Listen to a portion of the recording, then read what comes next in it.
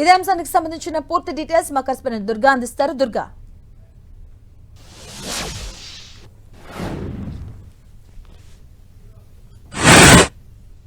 Collector ఆధ్వర్యంలో judicial enquiry జరగబోతుంది. ఈ రోజు సాయికృష్ణ లాకప్ డెత్ కి సంబంధించి జ్యుడిషియల్ ఎంక్వైరీలో ప్రజలు గాని ఎవరైనా ఆధారాలు గాని సాక్ష్యాలు గాని ఉంటే ఇవ్వాలంటూ కూడా ఇప్పటికే కలెక్టరేట్ నుంచి ప్రకటన చేశారు. ఈ రోజు ఉదయం నుంచి సాయంత్రం వరకు కూడా ఈ జ్యుడిషియల్ ఎంక్వైరీ ఉంటుంది. అయితే ఈ కేసుకు సంబంధించి ఇప్పటి వరకు కూడా కొన్ని ఆరోపణలు చేసినటువంటి రాజకీయ పార్టీలకు సంబంధించి లేని ప్రజా సంఘాలు గాని లేదంటే న్యాయవాదులు గాని ఇతరత్ర ఎవరైనా గాని ఉంటే వాళ్ళంతా కూడా వచ్చి జ్యుడిషియల్ ఎంక్వైరీ ముందు హాజరయ్యి వాళ్ళ దగ్గర ఉన్నటువంటి వివరాలు కూడా ఇవ్వాలంటూ కూడా కలెక్టరేట్ లో ఈ ఒక సెల్ కూడా ఏర్పాటు చేయడం జరిగింది.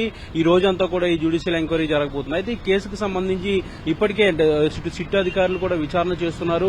సిట్ తో పాటు లాకప్ డెత్ అయింది కాబట్టి జ్యుడిషియల్ ఎంక్వైరీ అనేది కూడా జరగాలి కాబట్టి జ్యుడిషియల్ ఎంక్వైరీ అనేది ఈ రోజు జరుగుతుంది. అయితే ఈ ఎంక్వైరీకి సంబంధించి ప్రజలంతా కూడా ఎవరైతే అనుమానాలు ఉన్నాయో, ఎవరి దగ్గర అయితే ఆధారాలు ఉన్నాయో, ఎవరి దగ్గరైనా సాక్ష్యాధారాలు ఎవరి దగ్గర అయితే ఉంటాయో వాటన్నిటిని కూడా తీసుకొచ్చి జ్యుడిషియల్ ఎంక్వైరీ ముందు ఇవ్వాలంటూ కూడా ఒక ప్రకటన కూడా విడుదల చేసిన నేపథ్యంలో ఈ రోజు ఎంక్వైరీ జరగబోతుంది. అయితే ఈ కేసుకు సంబంధించి సిట్ అధికారులు కూడా ఇన్వెస్టిగేట్ చేస్తున్నారు.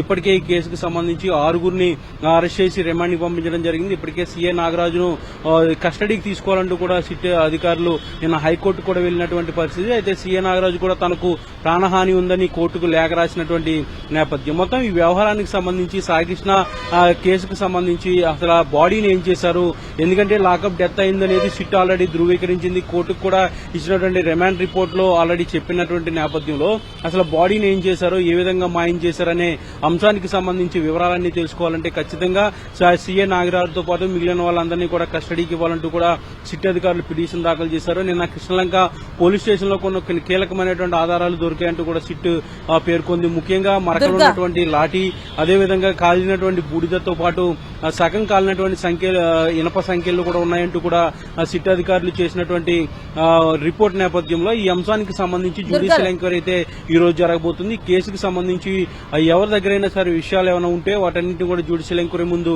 ఇవ్వాలంటూ కూడా ఇప్పటికే ప్రకటన విడుదల చేయడం జరిగింది. దుర్గా, ఏదైతే ప్రజల నుంచి ఆధారాలు సేకరిస్తున్నారో దీనికంటే మాజీ మంత్రి అంబటి రాంబాబు కూడా విచారణ అంటే వెళ్లబోతున్నారని తెలుస్తుంది. సో ఆయన దగ్గర ఏ ఆధారాలు చెప్తున్నారు, ఆయన ఏం చెప్తున్నారు, ఎప్పుడు వెళ్ళే అవకాశం ఉంటుంది?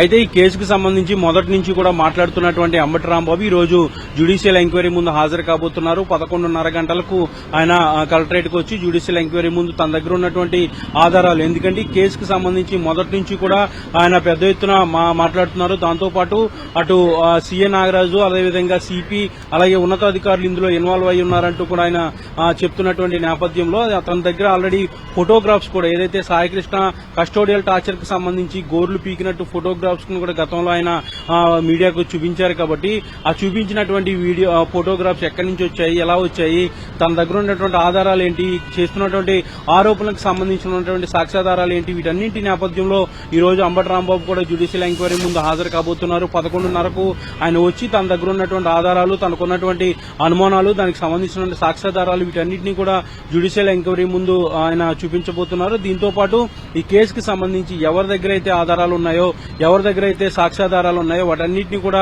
ఇవ్వాలంటూ కూడా ప్రజలకు బహిరంగ ప్రకటన కలెక్టరేట్ నుంచి చేశారు. కాబట్టి వివిధ రాజకీయ పార్టీలకు సంబంధించి, న్యాయవాదులకు సంబంధించి, ప్రజా సంఘాలకు సంబంధించి, లేదంటే సామాన్య పౌరులు ఎవరైనా సరే తమకున్నటువంటి అనుమానాలను, సాక్ష్యాధారాలను వీటన్నిటినీ కూడా జ్యుడిషియల్ ఎంక్వైరీ ముందు చెలపవచ్చు అంటూ కూడా ఈ రోజు ప్రకటన చేసిన నేపథ్యంలో ఈ రోజు ఉదయం నుంచి సాయంత్రం వరకు కూడా ఈ ఎంక్వైరీ కొనసాగుతుంది. కీలకమైనటువంటి విచారణగా ఇది చెప్పాలి. ఎందుకంటే చాలా మంది పోలీసులు గాని, సిట్ గాని వెళ్లాలంటే వాళ్ళు ఇబ్బంది పడినటువంటి పరిస్థితి. కానీ జ్యుడిషియల్ ఎంక్వైరీ దగ్గరికి రావడానికి వాళ్ళకి ఇబ్బంది ఉండదు. కాబట్టి ఖచ్చితంగా ఎవరి దగ్గరైనా కనుక ఆధారాలు ఉంటే వాళ్ళందరూ కూడా జ్యుడిషియల్ ఎంక్వైరీ ముందు రావాలంటూ కూడా ప్రకటన చేసిన నేపథ్యంలో ఈ రోజైతే అంబటి రాంబాబు రాబోతున్నారు. దాంతోపాటు మిగిలినటువంటి వామపక్ష పార్టీలకు సంబంధించినటువంటి నేతలు, అలాగే న్యాయవాదులు, ప్రజా సంఘాల నేతలు కూడా కొంతమంది వస్తున్నట్టుగా మనకి తెలుస్తుంది. ఈ రోజంతా కూడా ఈ విచారణ అయితే కలెక్టరేట్ లో జరగబోతుంది.